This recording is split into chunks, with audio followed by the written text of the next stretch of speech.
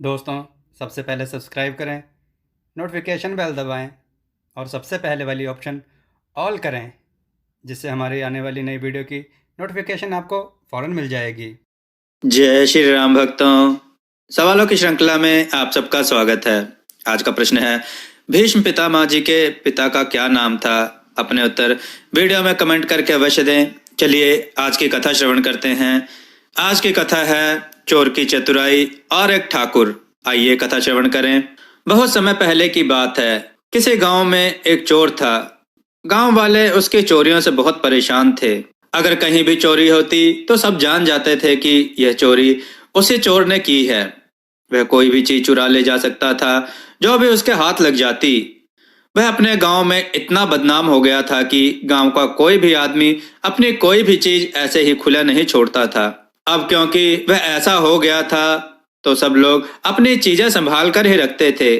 और क्योंकि अब वह गांव वालों की कोई भी चीज नहीं चुरा सकता था तो कुछ दिनों बाद वह गरीब हो गया और इतना गरीब हो गया कि उसको खाने के भी लाले पड़ गए। घर में धन और अन्न के अभाव के कारण उसे भूखों ही सोना पड़ जाता था। एक दिन उसके दिमाग में एक ख्याल आया कि अगर उसको अमीर आदमी बनना है तो चोरी करने के लिए गांव का ठाकुर ठीक आदमी रहेगा, क्योंकि वह इस गांव का सबसे धनी व्यक्ति है। अब इस दुनिया में उसके पास दो ही चीजें रह गई थीं। एक तो उसका घोड़ा, दूसरी उसकी पत्नी। एक रात उसने अपनी पत्नी से कहा, मैंने अमीर बनने के लिए एक तरकीब सोची है। उसमें तुमको और घोड़े दोनों को मेरी सहायता करनी पड़ेगी, क्योंकि अब केवल तुम दोनों ही मेरे पास रह गए हो और तुम तो मेरे लिए बहुत ही कीमती हो, खास करके इस समय। अपनी योजना को काम में लाने के लिए मुझे तुम्हारे सोने के हार की जरूरत पड़ेगी, जो मैं अपने घोड़े को दूंगा। अगले दिन उसने अपनी पत्नी का सोने का हार लिया और उसके कई छोटे छोटे टुकड़े कर दिए। उनमें से एक टुकड़ा उसने घोड़े के खाने में मिला दिया। बाद में घोड़े ने जब मल त्यागा तो उसमें वह सोने का टुकड़ा चमक रहा था। उसने फिर एक बार घोड़े के खाने में एक सोने का टुकड़ा मिला दिया। उस घोड़े को और उसके मल को लेकर वह ठाकुर के पास पहुंचा। जब वह ठाकुर के घर में घुसा तो उसने धरती को छूकर उसको प्रणाम किया और आवाज लगाई, ठाकुर साहब, ठाकुर साहब। ठाकुर बोला, अरे बेटा अमन, कहो कैसे आना हुआ? अमन बोला, ठाकुर साहब, मेरे पास एक बहुत ही खास खबर है, जिससे आप आसपास के गांव के ठाकुरों से भी अधिक अमीर हो जाएंगे। ठाकुर ने पूछा, तब तुम वह खबर अपने ही पास रखकर खुद ही अमीर क्यों नहीं बन जाते? अमन ने नम्रता से जवाब दिया, क्योंकि इतनी अमीरी तो केवल ठाकुरों को ही अच्छी लगती है। ठाकुर साहब, अगर मैं अमीर बन गया तो मुझे पूरा यकीन है कि वह धन मुझसे आप ले लेंगे। इसलिए मैंने यह सोचा कि उसे मैं आपको अपने आप ही दे दूं। ठाकुर बोला, अमन, तुम बहुत ही अक्लमंद आदमी हो, बताओ क्या खबर है? तब अमन ने अपना घोड़ा और उसका अमल ठाकुर को दिखाया। ठाकुर को ऐसा घोड़ा देखकर बहुत आश्चर्य हुआ, जो अपने मल में सोना निकालता था। इससे पहले कि वह अपने आश्चर्य पर काबू पाता कि इतने में घोड़े ने फिर से मल का त्याग किया और उसमें भी एक सोने का टुकड़ा चमक रहा था। ठाकुर ने पूछा, तुम इस घोड़े का क्या लोगे? और देखो, ठीक दाम बताना, क्योंकि तुम जानते हो कि मैं तुमसे वह घोड़ा बिना कुछ दिए भी ले सकता हूँ। अमन बोला, मैं हमेशा ठीक ही बोलता हूँ ठाकुर साहब। आपके एक बहुत ही छोटे नौकर की हैसियत से मैं इसका दाम केवल 1000 सोने के सिक्के और 1000 चांदी के सिक्के मांगता हूँ। फिर उसने ठाकुर के आदर में उसको चरणों को छुआ और उसके दाम लगाने का इंतजार करता रहा। ठाकुर बोला, उठो बच्चे, तुमको 1000 सोने के सिक्के और 1000 चांदी के सिक्के मिल जाएंगे। और इसके साथ ही उसने अपने नौकरों को अमन से घोड़े का मामला तय करने के लिए बोल दिया। अमन को तो विश्वास ही नहीं हुआ कि ठाकुर इतना दयालु था। अमन फिर बोला, यह देखने के लिए कि कोई आपका सोना चोरी ना करके ले जाए, आप अपने घोड़े को एक अलग अस्तबल में रखें और उसकी सुरक्षा के लिए बहुत से पहरे लगा दें। और जब घोड़ा मल त्याग करे तो उसमें सोने के टुकड़े निकालने के लिए अलग से कर्मचारी अपनी देख रेख में लगाएं। इतना कहकर और अपने पैसे लेकर वह वहां से चला गया। घोड़े को अलग अस्तबल में रखा गया था। वह जगह उसके मल से भर गई। ठाकुर के नौकरों ने वह पूरा मल छान मारा, पर उसमें से सोने का एक टुकड़ा भी नहीं मिला। यह देखकर ठाकुर गुस्से से भर गया।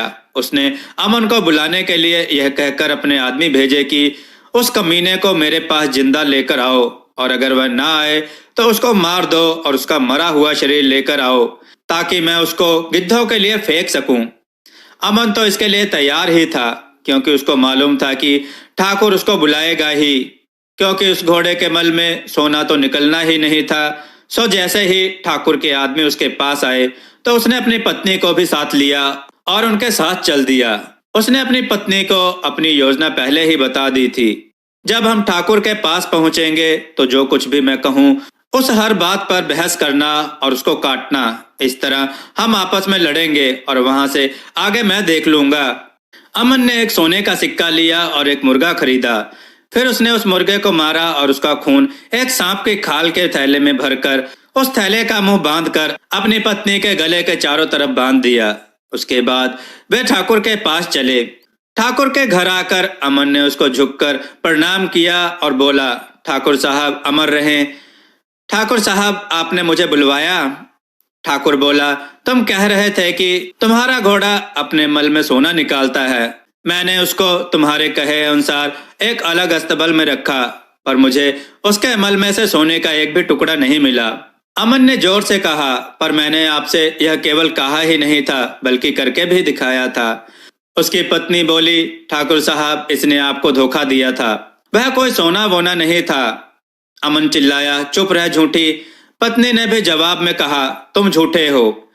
अमन ने गुस्सा होने का बहाना करते हुए अपनी पत्नी को बहुत डांटा। फिर उसने अपना छोटा सा चाकू निकाला और उसके गले में लिपटा हुआ वह सांप की खाल वाला थैला काट दिया। इससे वह थैले में भरा सारा खून फर्श पर बिखर गया और उसकी पत्नी जमीन पर गिर पड़ी। यह देखकर ठाकुर चिल्लाया, तुमने अपनी पत्नी को मार दिया। अमन बोला, आपने मुझे बुलाया था ना? क्यों बुलाया था? जल्दी बताइए ताकि मैं इसको फिर से जिंदा कर सकूं। ठाकुर यह देखकर परेशान था। वह बोला, तुमने अभी अभी एक बड़ा अपराध किया है और तुम मुझसे पूछ रहे हो कि मैंने तुमको क्यों बुलाया है। भूल जाओ कि मैंने तुमको क्यों बुलाया है। तुमने अपनी पत्नी को मारा है। तुमने एक भयंकर अपराध किया है और वह मेरी आंखों के सामने सामने। अब तुम उसकी सजा भुगतने के लिए तैयार हो जाओ। अमन ने तुरंत ही एक लोटा पानी मांगा। ठाकुर ने पानी मंगवा दिया। अमन ने उसके ऊपर कुछ शब्द बोले। फिर उसने अपनी गाय के पूंछ के बाल उस पानी में डुबाए और उस पूंछ को 7 बार झटक कर उससे एक आवाज करते हुए वह पानी अपनी पत्नी पर छिड़क दिया।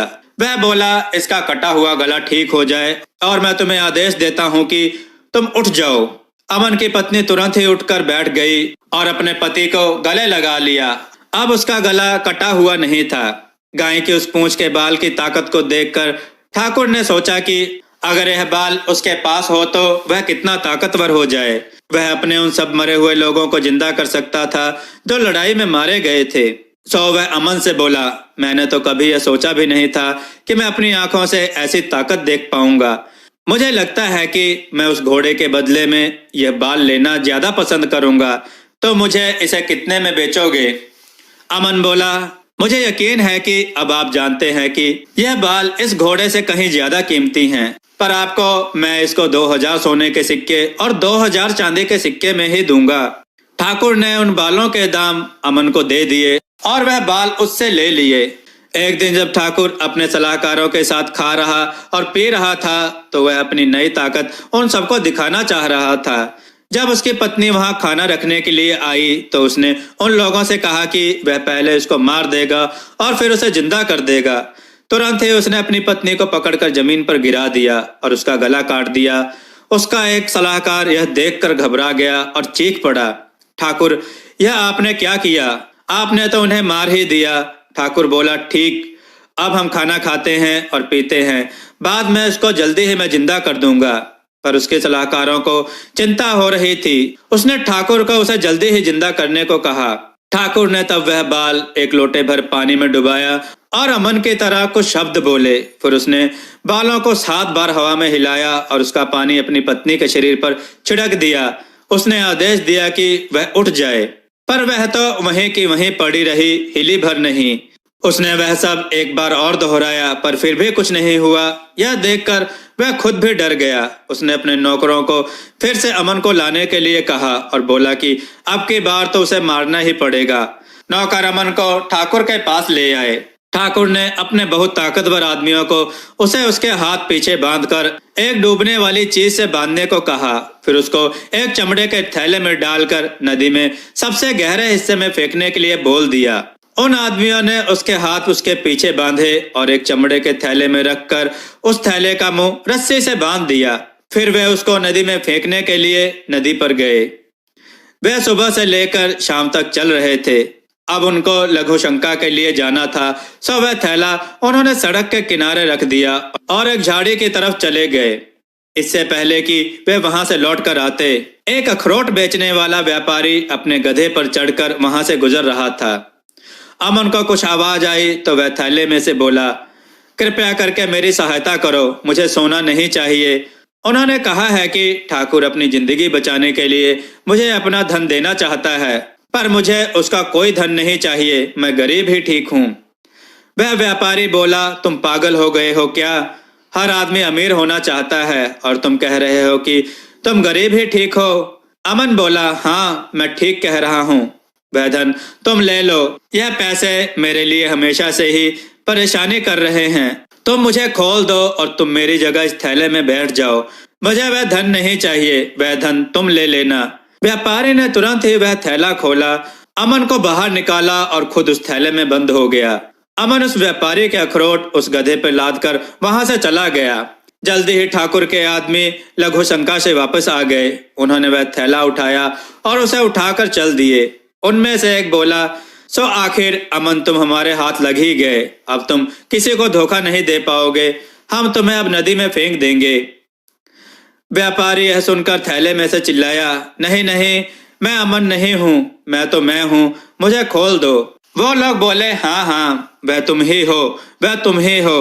कहकर उन्होंने उस थैले को नदी में फेंक दिया और ठाकुर के पास लौट गए। पर इससे पहले कि ठाकुर के नौकर उसको सारी बात बताते कि अमन गधे पर सवार होकर वहां आ पहुंचा। ठाकुर तो उसको देखकर कुछ बोल ही नहीं सका। अमन ठाकुर से बोला, ठाकुर साहब, आपके पुरखों ने आपको आशीर्वाद भेजा है और साथ में यह कुछ अखरोट भेजे हैं। अच्छा हो अगर आप भी उनसे मिलने चले जाएं।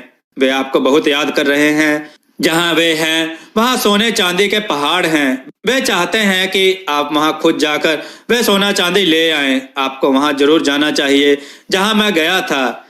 जब तक आप वहां से लौट कर आते हैं तब तक मैं यहाँ रहता हूँ और आपकी सारी जिम्मेदारी मैं संभालता हूँ। यह सुनकर ठाकुर ने अपने गांव वालों को बुलाया और उनसे कहा, अमन ने मेरे पुरखों को देखा है, मैं भी उनको देखने जाना चाहता हूँ।